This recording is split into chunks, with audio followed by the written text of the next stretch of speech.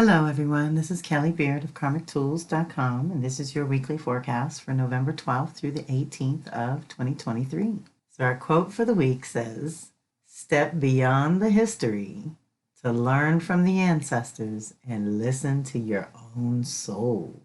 Ashe.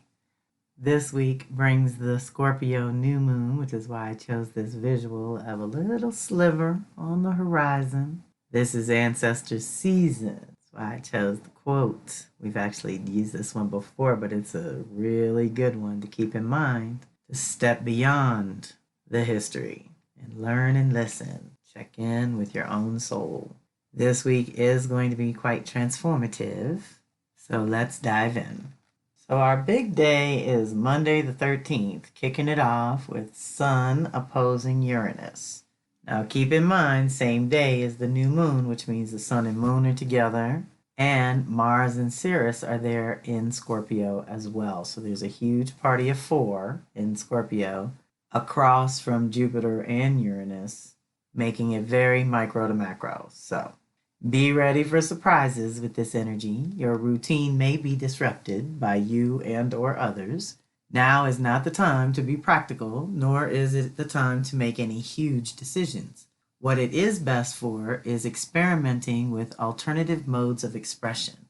A part of you undergoes a mini transformation under this energy's influence because it wakes up a part of you that is requiring a whole new expression.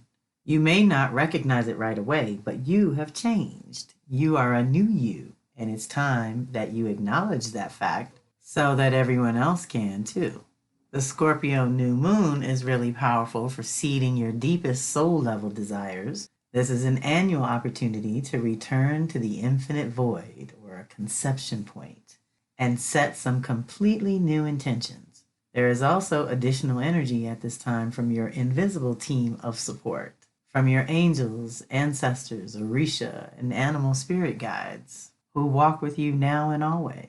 This new moon opens a portal of sorts, one that allows us to align with the ultimate power of transformation, transcending the current form on personal sun-moon levels, as well as eclipse social collective levels. Okay, so we're finishing up with this lunation.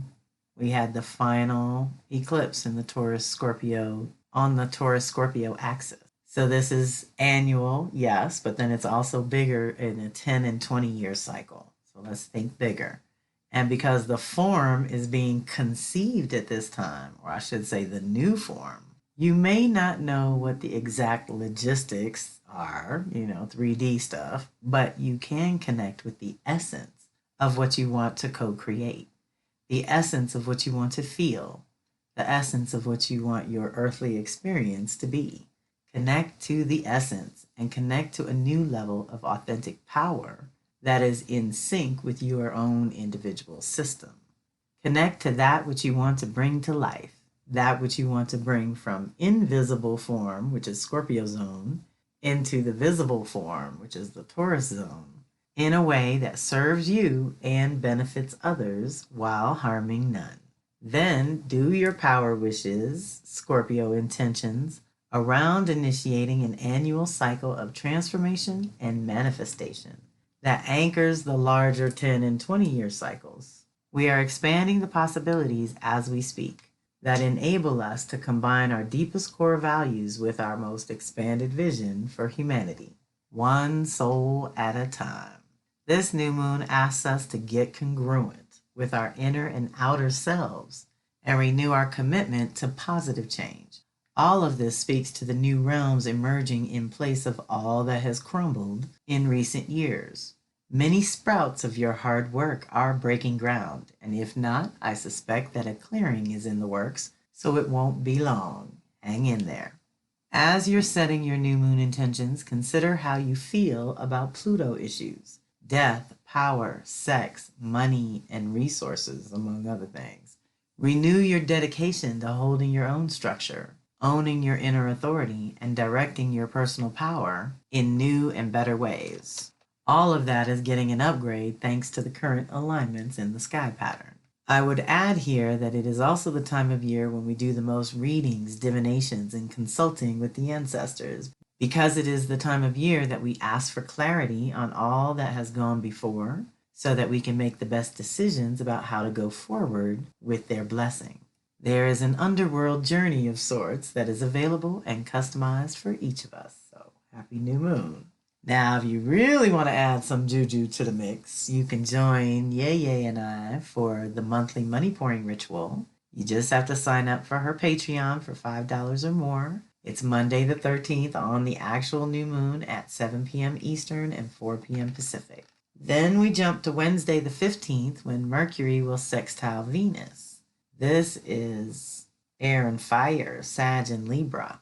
This is a great opportunity to beautify your ideas, improve or deepen them so that they are expressing more of your unique authenticity. Communication in relationships usually goes well under this influence. This energy also turns your thoughts and ideas toward how you feel and what inspires you with love and beauty. This is a great time to be particularly creative or do something that activates your own inner artist. It is best to keep it light and let go of your mundane burdens just for a time. Pleasure reading, a walk on the beach, a play, or a museum are all good things to do at some point this week if possible. Deep breath. Mercury and Venus trying to lighten it up. I would say keep it spiritual as well because of the Sag energy. But also recognize Mercury's going into the retrograde zone, so our consciousness is getting an upgrade for the last quarter of the year. Now we jump from Wednesday to Friday the 17th when Mars and Sun, who are together, will trine Neptune in Pisces. So now we got a bunch of water energy, very important to navigate consciously and to hold good boundaries while you do it. Mars trining Neptune says this energy is good for spiritual exploration, digging deeper into your place in the cosmos, and in relation to others. Your energy is best turned inward as you find just how much who you are and what you want has actually changed over recent years, and using this energy to infuse more depth into your heart's desires. By infusing your dreams and visions for yourself, you naturally bless others and the universe. You may feel inclined to help others, but always balance that drive with some objectivity. Are those you're helping just as dedicated and invested as you are to the common cause?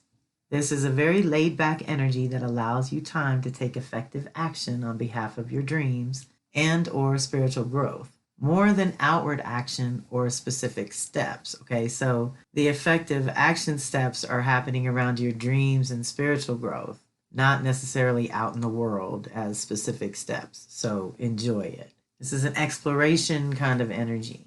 Neptune inspires you to a new vision. Mars wants to take action on that, but we're not always very clear, and it's too easy to not be clear. So we want to get grounded and tap into our psychic intuitive parts to see what is actually the best thing for you, the individual. Mars and Sun are all about you, the individual. Neptune is activating the spirituality and the connection to all that is, and all the dreams and visions and beauty and art and all those good things that Neptune can be part of. But know that Sun Mars is personal, you the individual this week, kind of waking up to the next level of the vision, especially if you are literally closing out 23 and calling in a new vision for 2024. So the Sun to Neptune contact says this energy triggers your idealistic, altruistic inclinations. But remember that help has to be invited. That said, if you have the energy to share and to spare, then dedicate yourself to something greater than you. Choose a cause to support or help those less fortunate for the sheer pleasure of giving. However, if your energy is low at this time, it is better directed inward. Okay, there's two things that are telling us to go inward. If you can, take some extra time in intentional solitude, praying, meditating, and connecting to spirit this week. You will be rewarded with deep revelations and mystical discoveries within you. It's a great time to do divinations, ritual, or ceremony if you're into that. Your intuition is heightened also, so pay attention to any messages that come through or to you. Try to use this energy to reflect on where you are and dream a little bit about where you want to be mentally, spiritually, and physically in 6 months to a year from now. Deep breath. Now, after all that inspiration, opportunity, setting intentions for conceiving a whole new kind of life that is radically different from what you're used to, hopefully in a good way. Now we get to the Sun conjunct Mars. This is what initiates the new cycle. So I kind of like all the preparation that leads to Saturday the 18th, when Sun will conjunct Mars. This is the most potent combination of who you are and what you want joining forces and increasing the power. The blessing of this energy is that if you are clear on those 2 points, you will have immense energy to pursue your goals and aspirations, both personally and professionally.